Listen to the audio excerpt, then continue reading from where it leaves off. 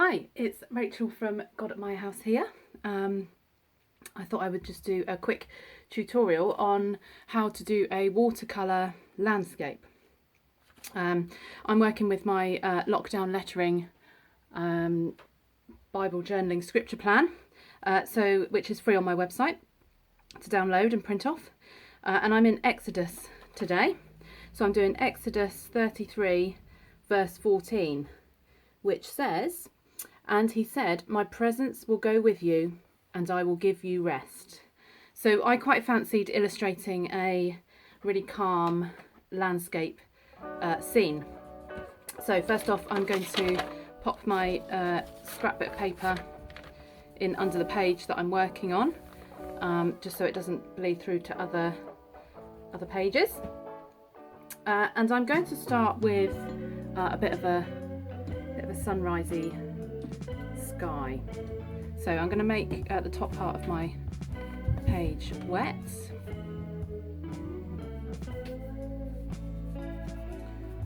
And then I'm going to add a bit of orangey yellow.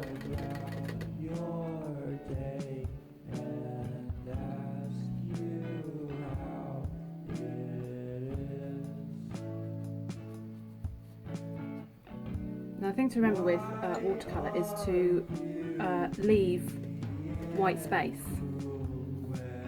You can always add colour, but it's really difficult to take it back off. I mean, you can dab it with a wet piece of kitchen towel or something like that, just to take some colour off. But we tend to work in watercolour from light to dark.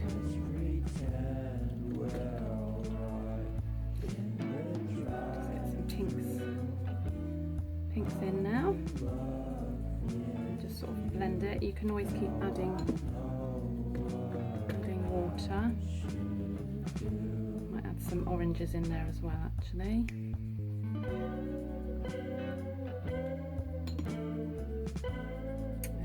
got orange right a bit there. And I keep mine quite loose. I'm very I tend to just dab a lot. I'm not, it's not perfect. Just like getting colour on the page and not having too many expectations as well. I think that's part of it for me, is letting go of all the perfectionisms. Knowing that it doesn't need to be perfect. And I'm just going to try and blend that out away to sort of almost nothing.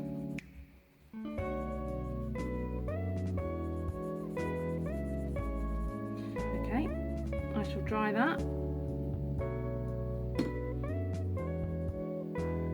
Okay, so I've dried this. I've actually gone back over and put more colour in, just to punch the colours up a bit, and then it's completely dry. I'm now going to add some mountains. And when you're working with distance and foreground, your things in the distance need to be a lot paler. So as you come forward into the foreground, it gets darker, and that creates distance. So I'm just mixing up a bit of colour, and I'm going to go for sort of some lilac-y mountains that come forward into sort of a bluey colour.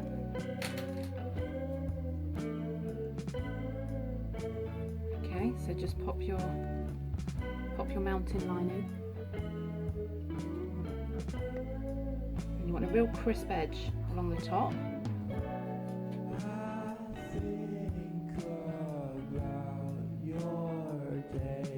Okay, and then I'm just going to blend that down to nothing. Down here.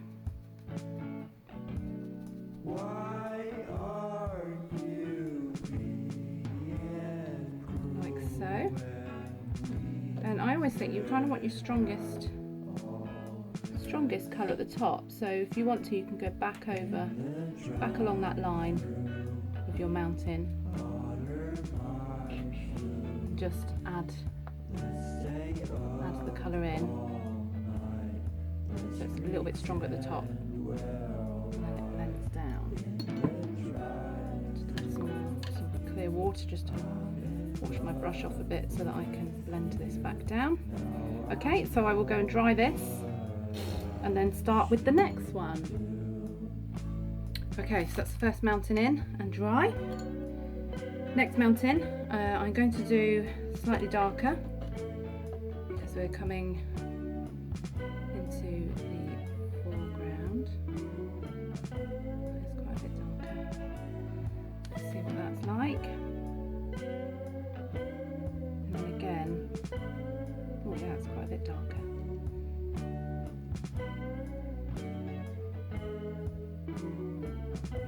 Just make the shape of the mountain and then blend it down.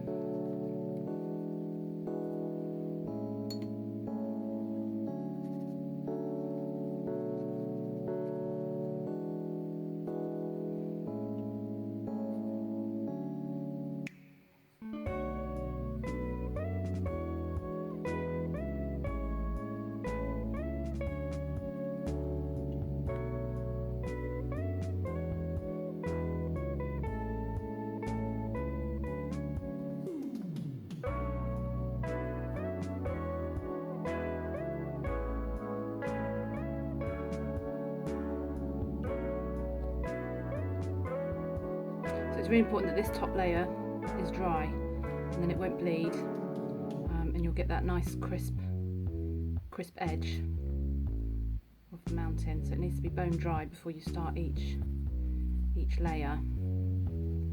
And again, just blend them down.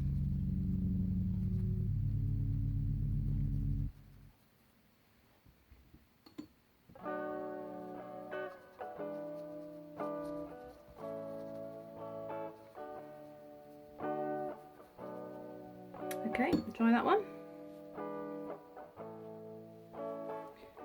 Okay, next mountain.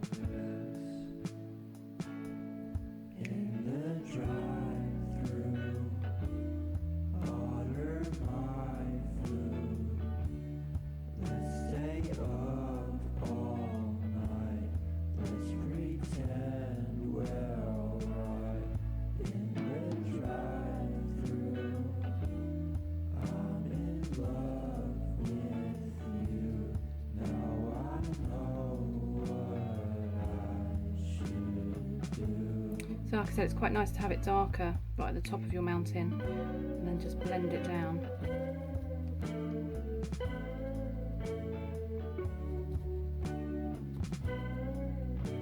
Okay, I'll get that one dried. Okay, and the last mountain.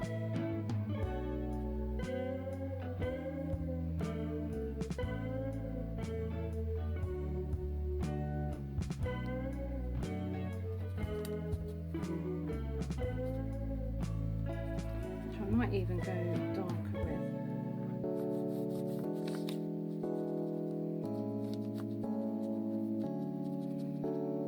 Because it's probably still not quite dark enough.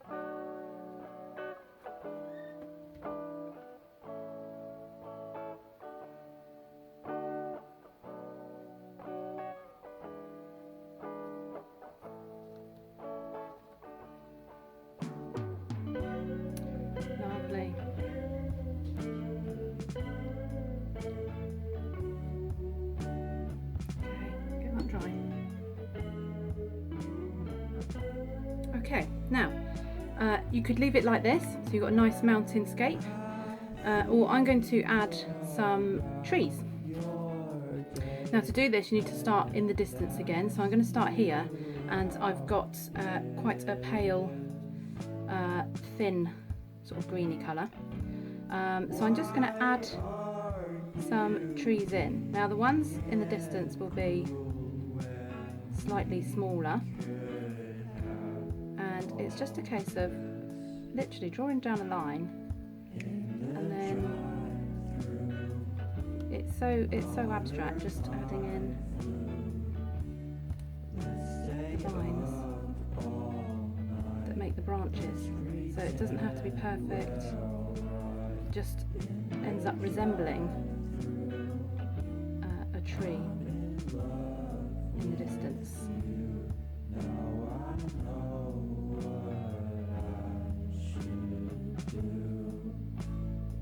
It's probably better to have a thinner brush than this, but I haven't got any thin brushes, so I just use what I do have.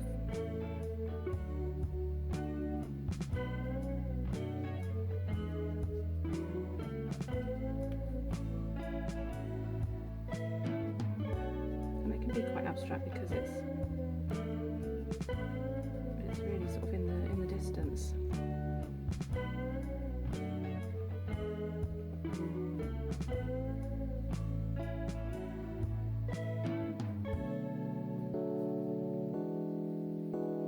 And most of these I will cover up in a minute with my trees in the foreground.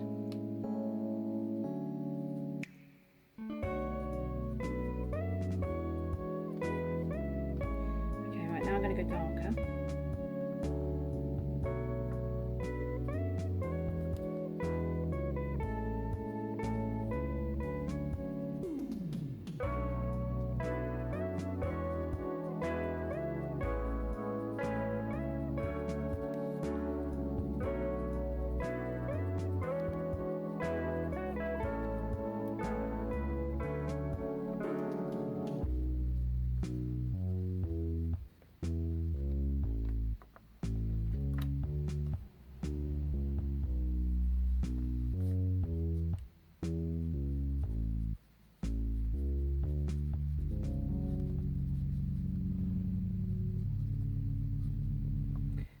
To go even darker actually.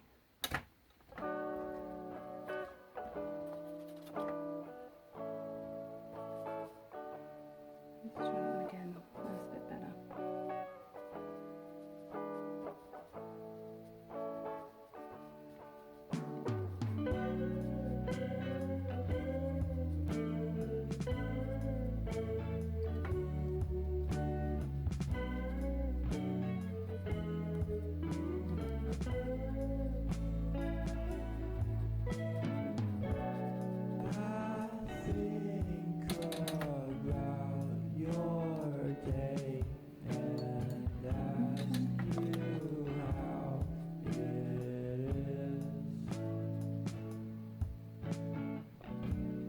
So you can see from there, I'm just building up towards the foreground.